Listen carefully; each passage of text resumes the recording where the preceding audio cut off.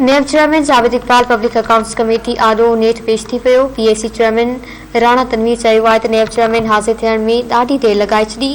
Public accounts committee पारां बार बार तलब करण बाद NAB chairman justice retire Javed Iqbal PAC आॾो पेश थियो। उन मौक़े ते पीएसी चेयरमैन राणा तनवीर नेब चेयरमैन सां मुखातिब थींदे चयो त अवां हासिल थियण में ॾाढी देरि लॻाए छॾी। अवां नेब जो मौक़िफ़ मीडिया खे ॿुधायो पर पब्लिक अकाउंट्स कमेटी आॾो पेश नथा थियो। नेब चेयरमैन जावेद इकबाल चयो त हू मुग़ल बादशाह नाहे। पीएसी आॾो छो पेश नथो थी सघे? पीएसी जॾहिं बि घुराईंदी पेश थींदो। उन मौक़े ते ॻाल्हाईंदे नेब चेयरमैन चयो त नेब ऑडिट मुकमल आहे, उगाड़ी करेंसी जे नोटनि में नाहे।